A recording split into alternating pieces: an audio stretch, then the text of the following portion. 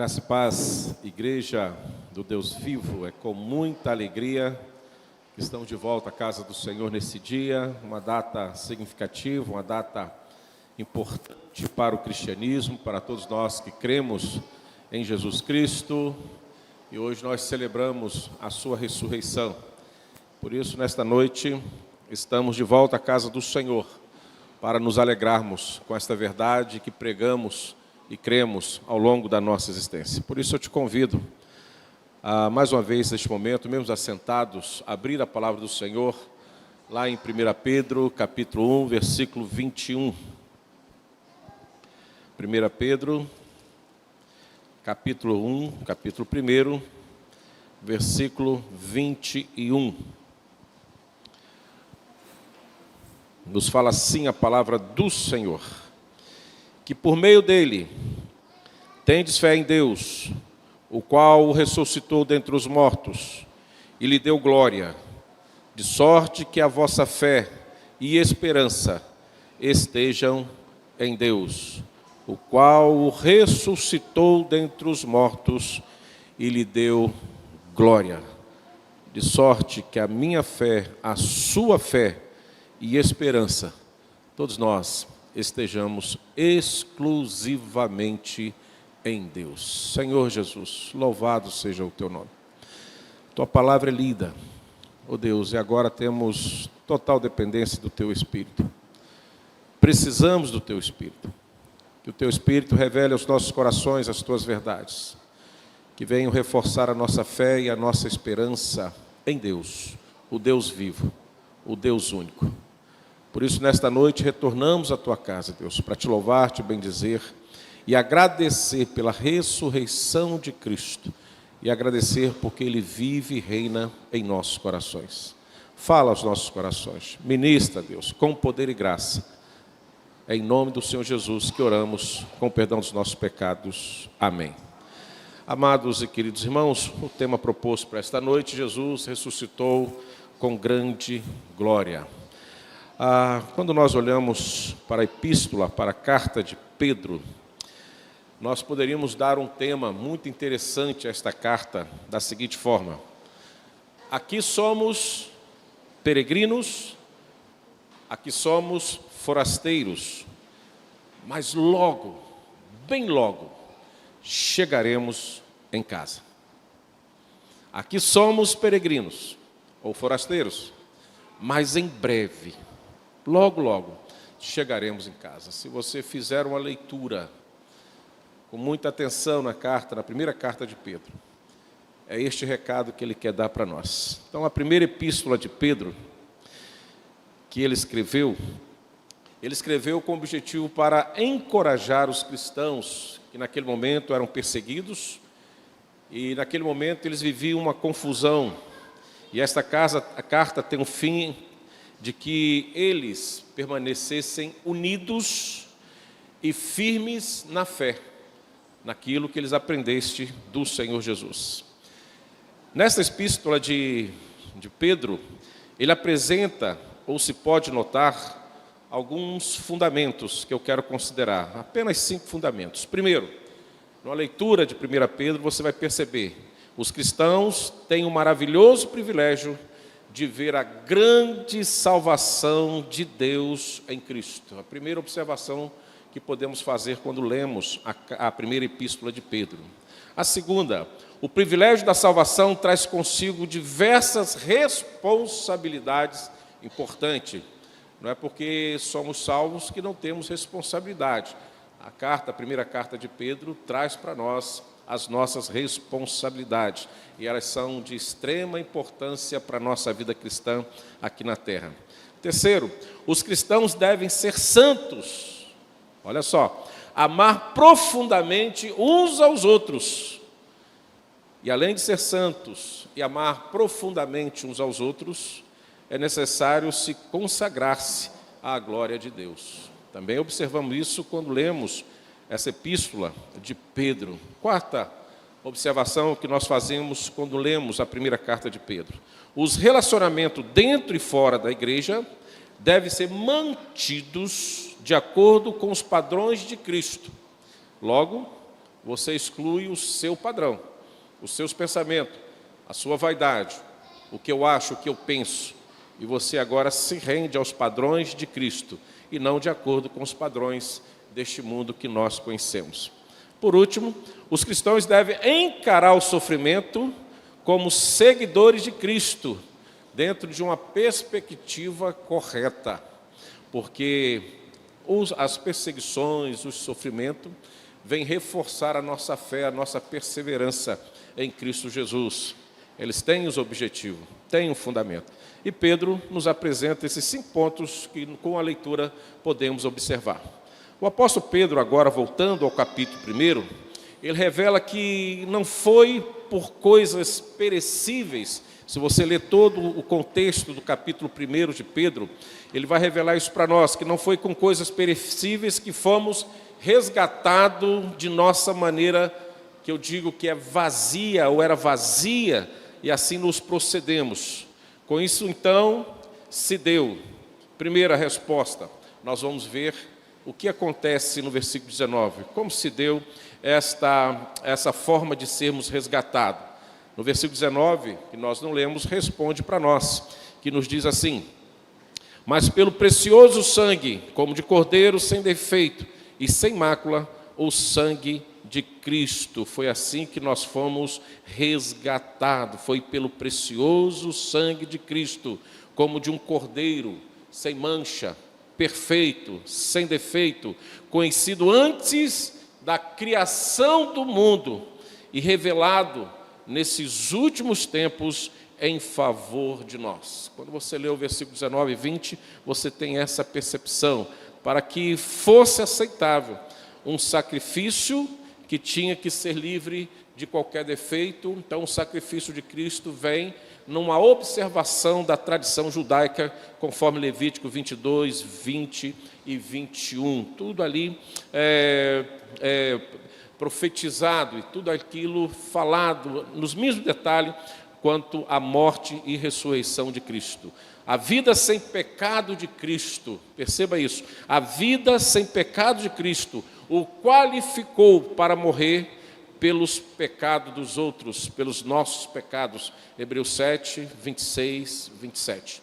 E se você me permite aqui um parentezinho, uma nota de rodapé, quando nós vivemos numa vontade tremenda, num desejo tremendo de nos abstermos dos pecados, isso também nos qualifica para sermos salvos em Cristo Jesus.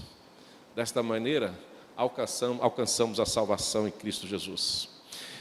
Cristo foi escolhido, irmãos, como redentor dos eleitos, como nós já falamos lá na eternidade, mas revelado em nós e para nós nos últimos tempos em nosso favor.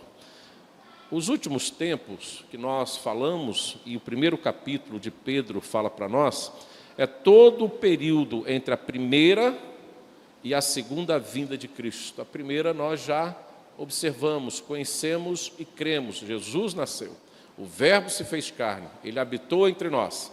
E nesta semana nós lembramos da sua morte, mas também hoje estamos lembrando da sua ressurreição.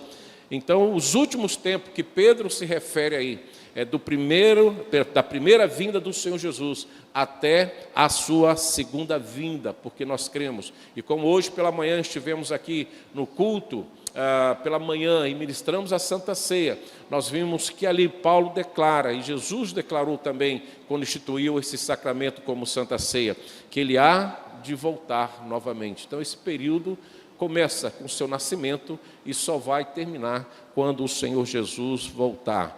Lá em Atos 2,17, Hebreus 1,2, nós podemos ver isso de uma forma muito clara.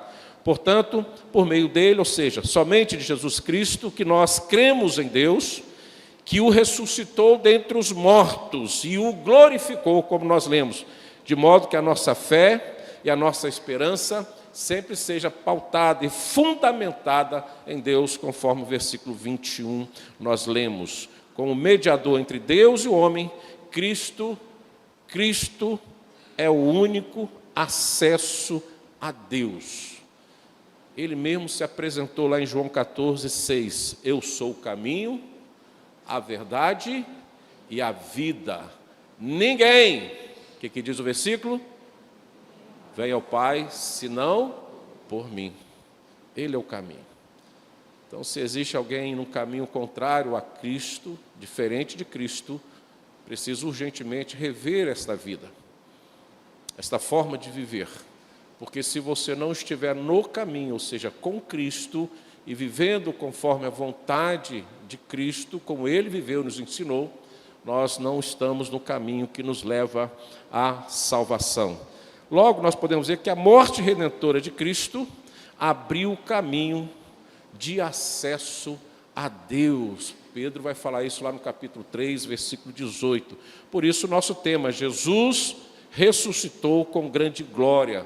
E na tradução, na linguagem de hoje, 1 Pedro 1, 21, que nós acabamos de ler, nos fala assim: por meio de Cristo, vocês vieram a crer em Deus, depositam sua fé e esperança em Deus, porque Ele ressuscitou. Deus ressuscitou Cristo dos mortos e lhe deu grande glória. E qual é a primeira consideração que eu faço nesta noite a respeito do nosso tema? Jesus ressuscitou com grande glória.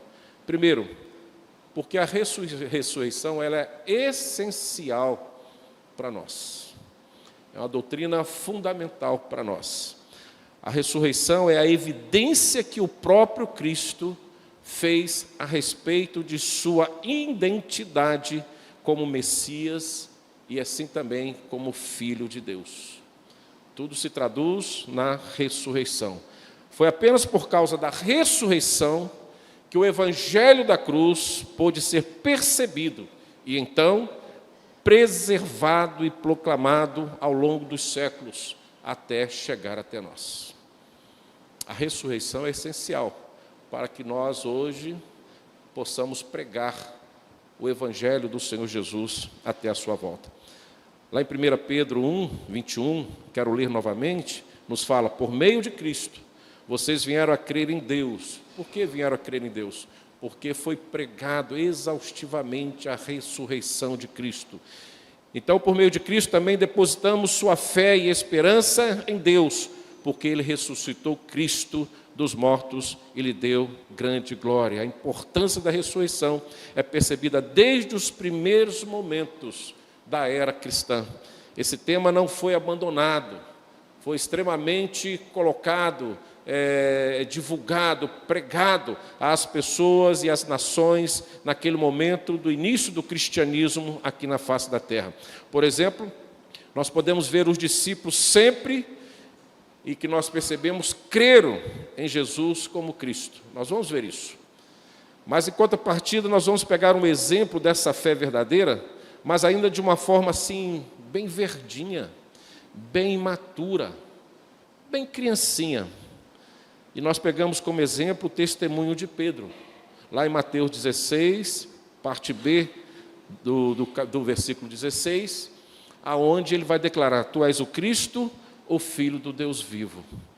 Quando ele declara isso, dá esse testemunho diante do Senhor Jesus, Jesus ainda não havia sido morto, não tinha sido sepultado, logo não tinha ainda ressuscitado. E ali Pedro já declarava: tu és o Cristo, o Filho do Deus vivo. Mas a fé dos seguidores de Jesus foi assim profundamente abalada pela crucificação. Logo no caminhar dessa declaração de fé, tu és o Cristo, o Filho do Deus vivo, a primeira turbulência, uma turbulência de grande evidência, que foi ali a crucificação do Senhor Jesus, ao ponto que essa crucificação veio abalar a sua fé. Logo esse testemunho, tu és o Cristo, o Filho de Deus vivo, ficou em segundo plano, porque Cristo ainda não havia sido ressuscitado, estava preso, a ponto de fazer com que eles imediatamente, depois da morte de Cristo, abandonassem tudo e retornassem para o lugar de onde tinham saído para segui-lo. Nessa semana nós fizemos essa experiência com esta igreja. Nós estivemos aqui na quinta-feira à noite, naquele momento que o Senhor Jesus institui a ceia do Senhor, esse sacramento, no momento que ele é traído, no momento que ele é preso e levado por seus algozes. Depois nós retornamos aqui na sexta-feira, às 15 horas, hora nona, quando a palavra de Deus registra que o Senhor Jesus deu o seu último suspiro, o tetelestai, está consumado. Pai, entrego o meu espírito, as frases da cruz. E após aquele momento aqui devocional na igreja, falamos para a igreja, vamos para casa agora e vamos refletir. Se fôssemos nós naquele momento, o que nós faríamos? Retornaríamos a fazer o que fazíamos antes de conhecer Cristo? Ou iríamos perseverar na nossa fé, crendo realmente que no terceiro dia Jesus iria ressuscitar? Quando nós vemos a experiência dos discípulos no passado, eles abandonaram tudo e retornaram para o lugar de onde tinham saído para seguir. Uns voltaram para casa, outros foram simplesmente pescar.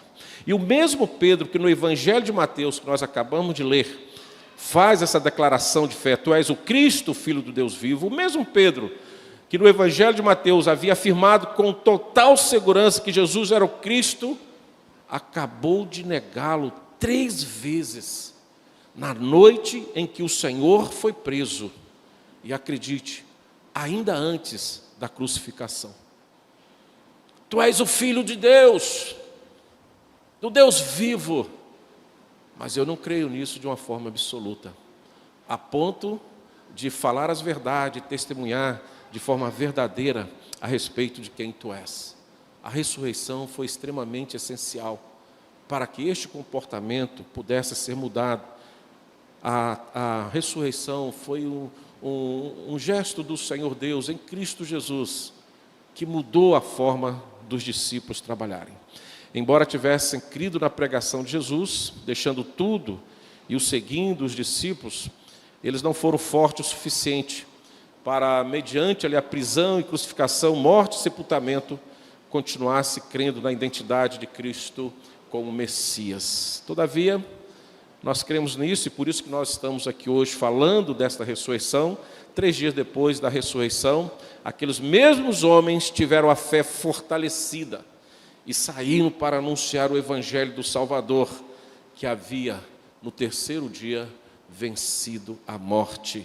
A morte e a ressurreição de Jesus formaram o cerne, o centro da mensagem dos discípulos, e esta mensagem chegou até nós nos dias de hoje. Quando nós voltamos ao Evangelho, em especial lá em Lucas 24, 45 a 48, nós vamos perceber. Então lhes abriu a mente para que entendesse as Escrituras e disse: sim, está escrito que o Cristo haveria de sofrer, morrer e ressuscitar no terceiro dia, e que a mensagem de arrependimento para o perdão dos pecados seria proclamada com a autoridade do seu nome a todas as nações, começando por Jerusalém. Vocês são testemunhas dessas coisas.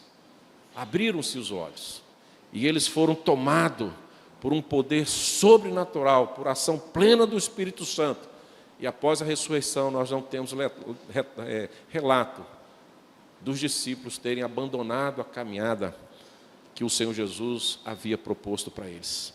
Paulo descreveu a natureza simples da pregação apostólica, dizendo que havia transmitido aos coríntios apenas o que ele próprio havia recebido. E como é que ele relata isso? Se você for lá em 1 Coríntios 15, do versículo 3 a 8, nós vamos perceber isso. Paulo diz exatamente isso. Eu lhes transmiti o que era mais importante e o que também me foi transmitido.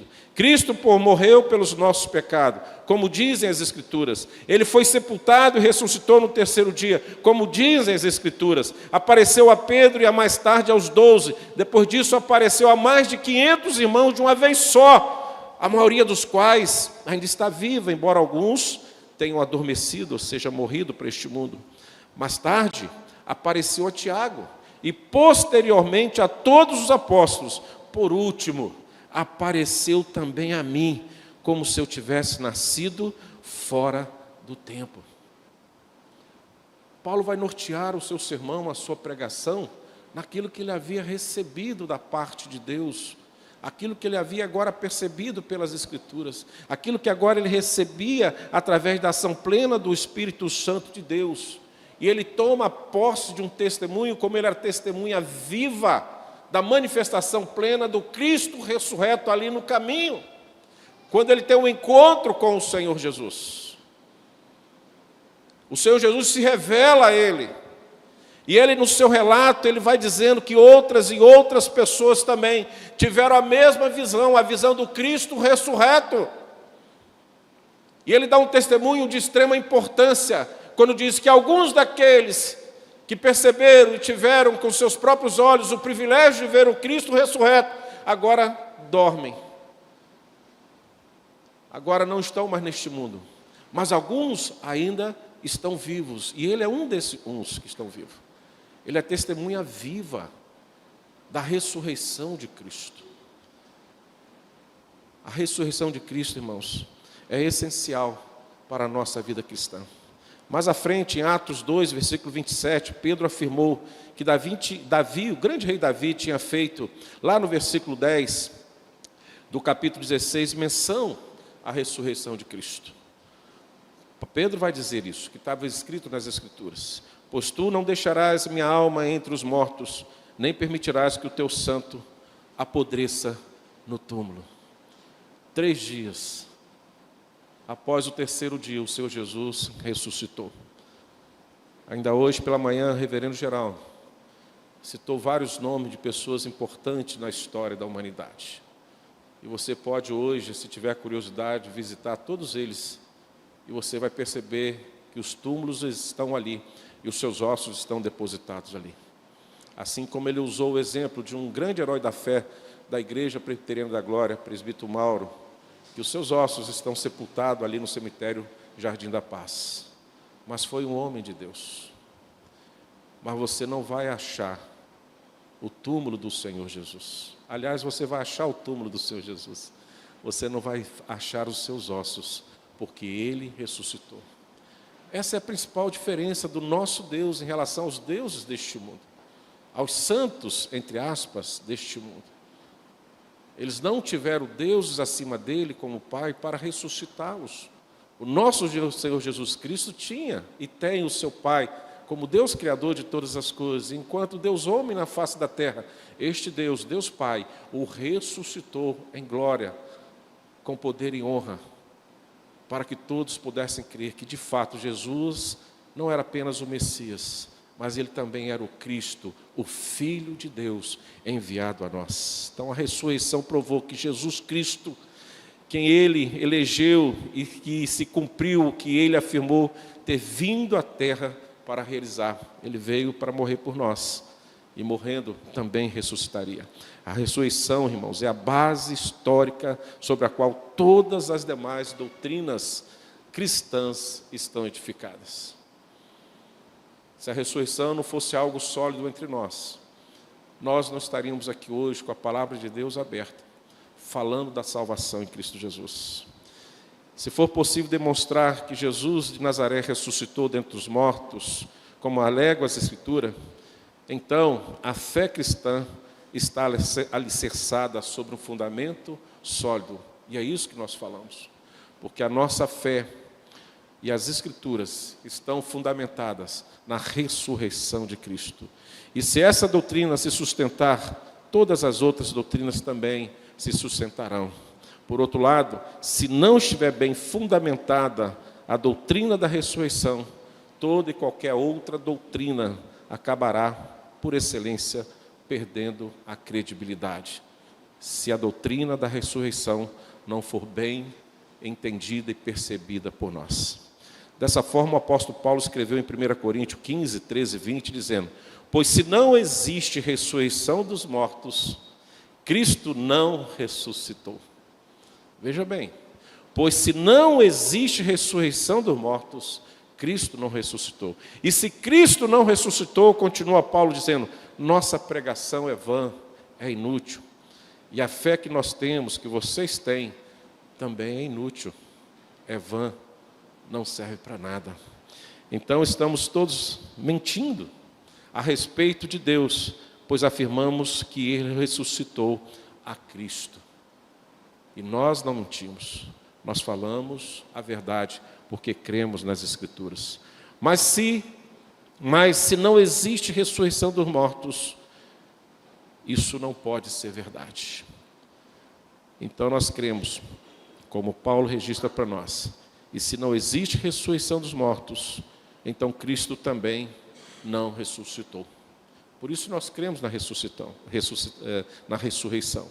E se Cristo não ressuscitou, ele continua dizendo, a fé que nós temos é inútil, e nós ainda estamos em nossos delitos e pecados. Então, nesse caso, Paulo diz, todos que adormecem crendo em Cristo estão perdidos. Se Cristo não ressuscitou, a sua fé, a sua convicção de salvação é vã. Mas ele continua dizendo, se a nossa esperança em Cristo vale a pena para esta vida, somos mais dignos de pena de todo mundo. Em outra tradução ele fala, somos miseráveis, mas Cristo de fato ressuscitou dos mortos. Então a nossa fé não é em vão, a nossa salvação é certa, e a nossa ressurreição também, igualmente como Cristo ressuscitou, também já está garantida por Deus Pai.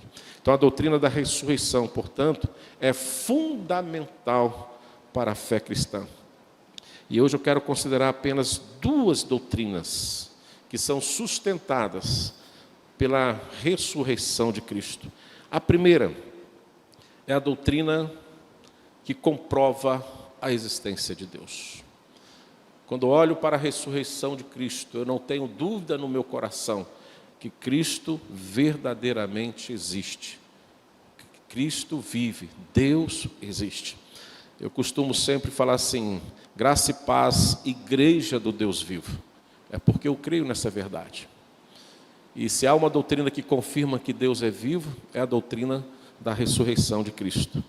Primeira doutrina da ressurreição comprova que Deus existe, o Deus Criador existe, é que somente o Deus da Bíblia é o Deus verdadeiro. Então ele comprova isso para nós, a doutrina da ressurreição, que apenas existe um só Deus, o Deus Criador de todas as coisas. Comprova para nós cremos que apenas um Deus, e o Deus que a Bíblia nos apresenta é o Deus verdadeiro. Fora disso, não há outro Deus que possamos crer. Somente a ressurreição de Jesus Cristo, por si só, proporciona esta segurança em nossas vidas. Ele diz que os homens o levariam à morte, por meio da crucificação, algo que foi profetizado por vários profetas, anos e anos antes da morte e ressurreição de Cristo. E deu muitos detalhes sobre a forma como tudo aconteceria.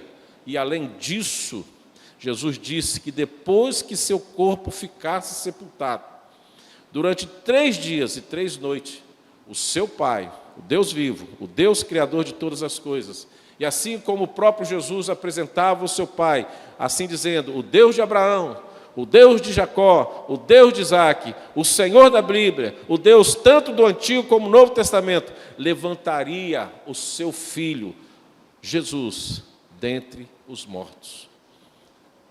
Interessante que o Senhor Jesus, quando entra de forma triunfal em Jerusalém, ali naquele domingo que é conhecido hoje como Domingo de Ramos, o domingo que antecedeu a sua morte, ele sabia que iria morrer naquela semana. Ele sabia que o seu tempo estava chegando, estava bem próximo, mas ele seguiu as profecias, com riquezas de detalhe, até a sua crucificação. Não obstante, ele não ficou apenas dizendo, olha, eu vou morrer, eu vou ser crucificado, vou morrer, vou sepultado. Não, ele acrescenta algo a mais nesta fala dele.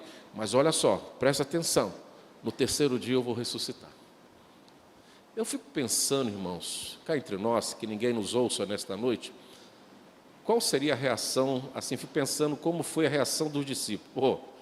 Essa primeira parte da sua profecia, tranquilo, o senhor pode ser crucificado, você pode morrer. Agora, esse negócio da ressurreição no 3º dia, não sei não.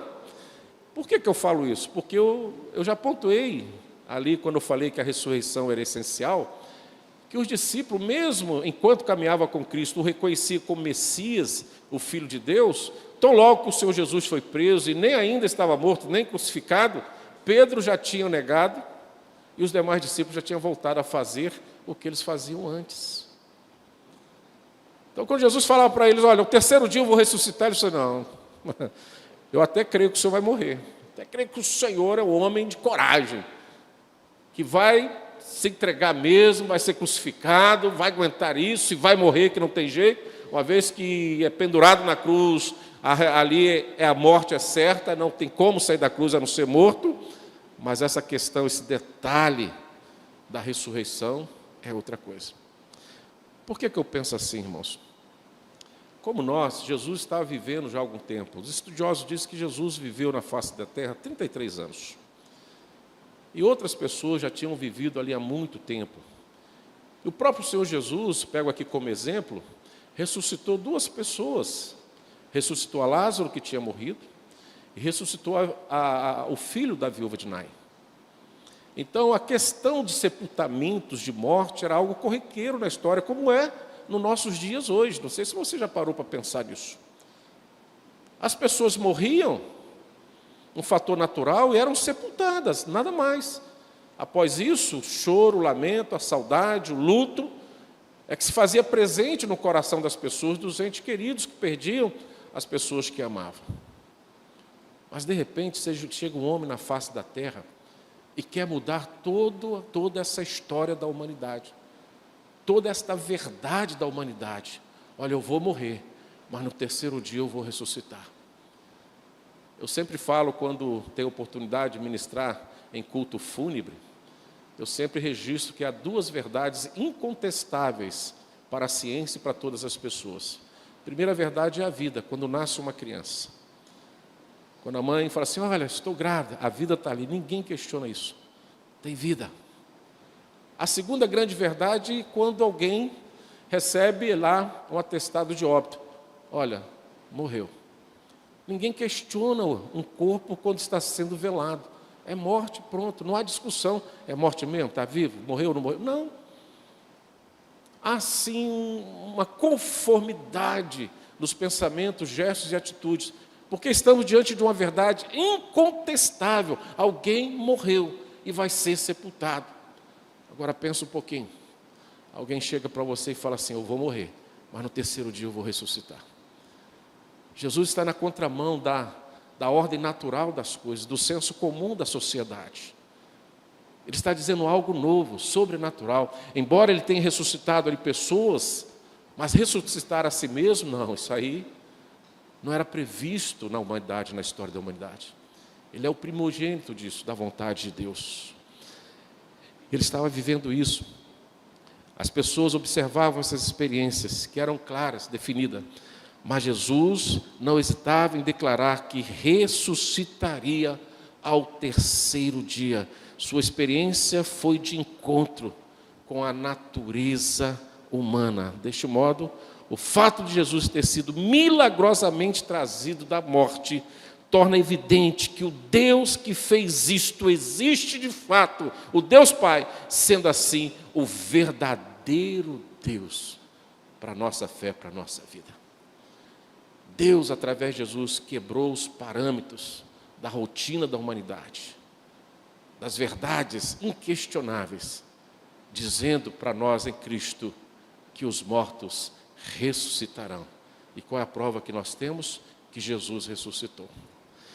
Com efeito, o Deus que ressuscitou Cristo dentre os mortos sempre existiu, existe e para sempre existirá como único, pessoal e verdadeiro Deus para todos nós. Este é o primeiro efeito da ressurreição, prova a existência de Deus. O segundo, irmãos, eu quero considerar, e tem muitas outras, é que a doutrina da ressurreição assegura a nossa ressurreição. E quando assegura a nossa ressurreição, eu abro um parênteses aqui, nos assegura a vida eterna. Mas calma aí que eu vou também falar um pouquinho da vida eterna. A ressurreição não será um privilégio apenas para aqueles que creem em Cristo como Senhor e Salvador de suas vidas. A ressurreição é para todos. Deus vai ressuscitar todos. O mar vai devolver os seus mortos, bem como a terra, bem como o fogo. Há pessoas que morreram soterradas nas tragédias naturais, que desapareceram. foram atestadas como mortas, mas a família nunca fez o funeral. A palavra de Deus nos garante que esses corpos ressurgirão no dia do Senhor. Não estão escondidos diante dos olhos de Deus. Haverá ressurreição para toda a humanidade. É isto que nos garante a doutrina da ressurreição. Haverá vida eterna após a ressurreição. Então, tanto os salvos e não salvos ressuscitarão dentre os mortos. E haverá vida eterna para salvos e não salvos. Aí eu explico um pouquinho melhor também. Há vida eterna para aqueles que creem em Jesus. Ressurreição para viver no céu. Os irmãos entendem bem o que é isso. E a ressurreição também para ter vida eterna no inferno. O grande juízo de Deus. Então, quando nós percebemos a doutrina da ressurreição, nós precisamos ter isso em mente, que nenhum ser vivo neste mundo, que já viveu, que vive, que vai viver, vai experimentar a ressurreição. Ninguém deixará de experimentar isso. O grande problema é o que acontecerá conosco após a ressurreição, se é céu ou inferno. Mas isso é um assunto para um outro sermão em outro momento. O que eu quero dizer para vocês é que a ressurreição de Cristo nos garante também a ressurreição. A ressurreição de Jesus prova também que a morte não é o fim. O pastor Hernandes sempre disse que a morte não tem a última palavra. Quem tem a última palavra é Deus. Visto que esta foi de fato ali, no terceiro dia, derrotada por todos aqueles que pela fé estão unidos ao Senhor. Haverá ressurreição. Quando estava aqui na terra, Cristo disse aos seus discípulos, e é um texto que particularmente, regularmente eu gosto de meditar, já até decorei, mas nessa tradução diz o seguinte, João 14, que nos fala assim, até o versículo 3, não deixe o seu coração ficar aflito, creia em Deus, creia também em mim. Olha que detalhe que ele fala no versículo 2. Na casa de meu pai há muitas moradas. Se não fosse assim, eu lhes teria dito, vou preparar lugar para você, para nós. E quando tudo estiver pronto, numa linguagem bem figurada para que nós pudéssemos entender, virei buscá-los para que esteja sempre comigo, onde eu estiver. Isso pressupõe a ressurreição dos próprios discípulos ali naquele momento. Jesus está dizendo ainda em vida aos seus discípulos, olha, eu vou e vou voltar, para que onde eu estiver, vocês estejam comigo. Ele está dizendo, vocês vão ressuscitar. A ressurreição não é apenas para eu, no terceiro dia. Mas quando a morte vier sobre vocês, eu vou me apresentar novamente, e vocês ressuscitarão. Da mesma forma, o apóstolo Paulo escreveu em 1 Tessalonicenses 4,14, porque cremos que Jesus morreu e foi ressuscitado, também cremos que Deus trará de volta a vida com Jesus todos os que morreram, todos os que dormem, todos que passaram por esta vida. Cremos que Deus trará a vida com Jesus. Ninguém ficará sepultado por toda a eternidade. Há doutrinas bem próximas de nós, que crê na doutrina do aniquilamento, ou seja, morreu, acabou, não há juízo. Só existe vida eterna para quem é salvo. É uma doutrina que fere os princípios da ressurreição, que fere os princípios da palavra de Deus, e precisa ser melhor observada por nós, ou por aqueles que creem nessa doutrina. Os que creem em Cristo estão unidos a Ele pela fé de tal maneira que se Jesus ressuscitou dos mortos, seus discípulos também deverão ressuscitar para uma nova e viva esperança como nós também. Nós que nos unimos ao Cordeiro de Deus na morte, estaremos unidos a Ele também na ressurreição. É promessa do Senhor Jesus. E como é importante essa certeza, especialmente, irmãos, no momento que eu creio que todos nós não gostaríamos de passar. Mas eu trago uma notícia para você. Nós vamos passar por este momento. Sabe que momento é esse? a morte. Talvez você vive como se a morte não acontecesse nem existisse. Muitas vezes nós temos na nossa vida assim. Só lembramos da morte como temos notícia de alguém que morreu. Ou talvez a morte torna para nós algo assim, que nos leva a pensar nela quando recebemos um diagnóstico médico, ou quando achamos que estamos muito doentes. Aí vem aquela interrogação: será que eu vou morrer? Mas se você não tem notícia de nenhuma pessoa que faleceu, se você não tem nenhum diagnóstico ruim na sua vida de saúde,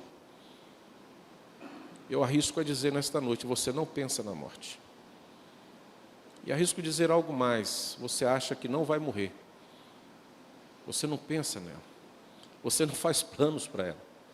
Eu já vi planos para namoro, para noivado, para casamento, para profissão, para estudo, para projetos, para viagem, para compra, para investimentos.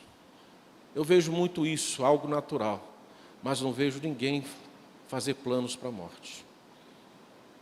Porque talvez nós achamos que isso não venha acontecer. Mas eu quero dizer que vai acontecer. Assim como aconteceu com Jesus, assim como aconteceu com os discípulos pós-Cristo, assim que aconteceu com todas as pessoas que já existiram antes de nós, e algumas que viveram conosco, já passaram desta vida, dormem neste momento. O nosso dia vai chegar, querido. A interrogação que fica é: nós vamos morrer crendo na ressurreição com Cristo, ou ainda não cremos nessa ressurreição? Eu trago, para caminharmos para encerrar essa palavra desta noite, dois fatos verídicos de duas pessoas que vieram a falecer no ano de 1899. Dois homens famosos naquela época, lá nos Estados Unidos, morreram no mesmo ano. Um deles foi descrente, que tinha feito carreira menosprezando a Bíblia e argumentando contra as doutrinas cristãs. Ele principalmente argumentava não crer na ressurreição. E o outro era um cristão. Este agnóstico, que confrontava e menosprezava a palavra de Deus, era conhecido como Robert Ingersoll. Não sei se a pronúncia é correta. Robert Ingersoll. Ele era agnóstico e crítico declarado da Bíblia e crítico declarado da fé cristã. Em seu nome, uma faculdade muito famosa nos Estados Unidos até hoje, a faculdade de Harvard, ali ele inaugurou uma série de palestras que ficaram famosas sobre a imortalidade. Totalmente descrente, esse agnóstico, palestrante ali da faculdade, ele morreu de repente, sendo sua morte um choque absoluto para a família. Ele não acreditava na eternidade, não acreditava na ressurreição. O corpo dele foi mantido, acredite, dentro de casa durante vários dias, porque a esposa dele não podia suportar a ideia de separar-se do seu marido.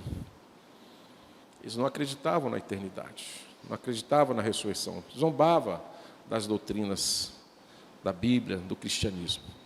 O cadáver foi removido quando começou a deteriorar-se, prejudicando assim a saúde da família. Em seguida, os restos mortais foram cremados e a exibição no crematório foi tão triste que algumas cenas foram captadas pelos jornais da época e apresentadas à nação. O seu sepultamento, se posso dizer assim, o seu ato, a exibição do seu momento ali no crematório, foi conhecido e se tornou pública em todo os Estados Unidos.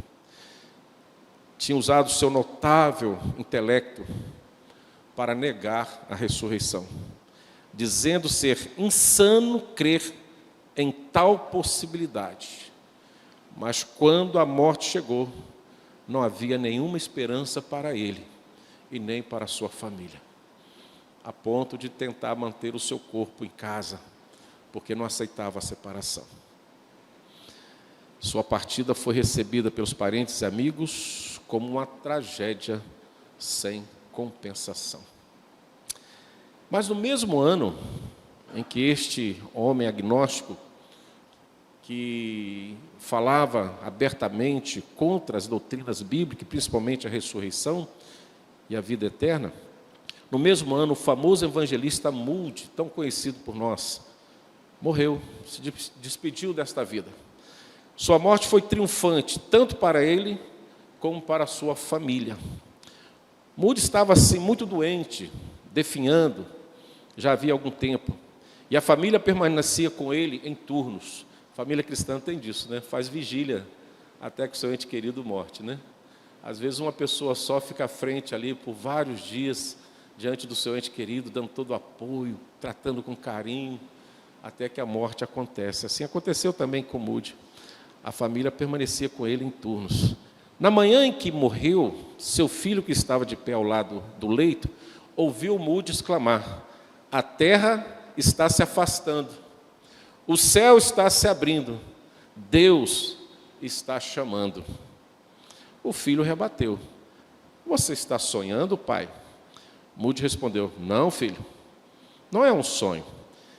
Estou dentro dos portões, vejo as faces das crianças. Olha como ele vai discursando e relatando o que ele estava presenciando naquele momento. Vejo as faces das crianças. Por um instante, parece que Moody, segundo a narrativa da família, estivesse se restabelecendo naquele momento crucial da sua saúde. Mas ele começou a falar novamente. E ele disse: isso é a morte? Não é ruim. Não existe vale. É uma felicidade. É glorioso. Naquela altura, a filha, que também estava presente, começou a orar pela recuperação do pai.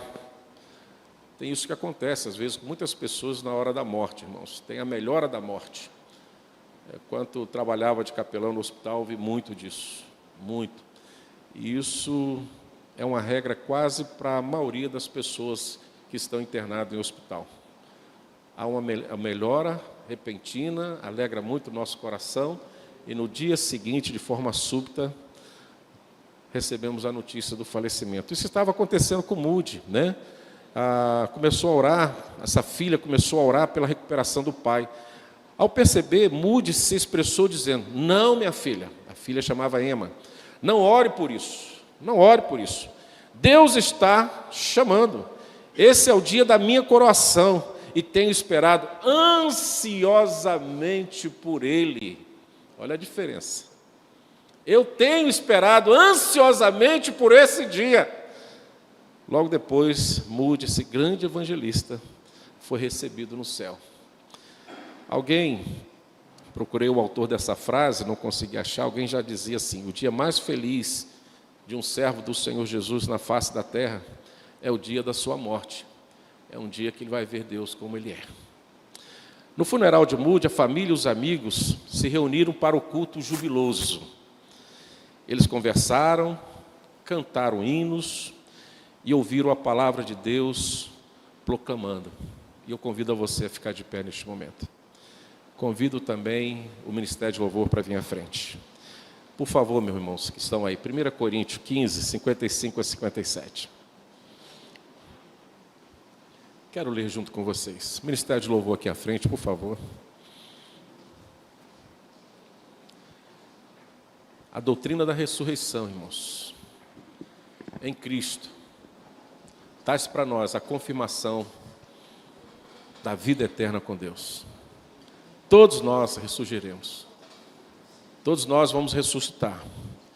E tomara que a hora da nossa morte seja assim regada, como aconteceu nessa sala com o evangelista Moody, para que nós venhamos a crer na ressurreição e crer na nossa coroação. Por isso que Cristo foi ressuscitado com grande glória, para que nós, à semelhança de Cristo, também fôssemos glorificados e coroados por Ele. 1 Coríntios 15, 55 a 57. Vamos ler bem forte, igreja, porque esse texto foi lido no funeral de Moody. Olha o que a família trouxe para aquele momento. Vamos todos juntos? Onde está, ó morte, a tua vitória? Onde está, ó morte, o teu aguilhão? O aguilhão da morte é o pecado, e a força do pecado é a lei. Graças a Deus que nos dá a vitória por intermédio de nosso Senhor Jesus Cristo. Último versículo lá. Graças a Deus que nos dá a vitória por intermédio de nosso Senhor Jesus Cristo. Quem crê nisso, diga amém.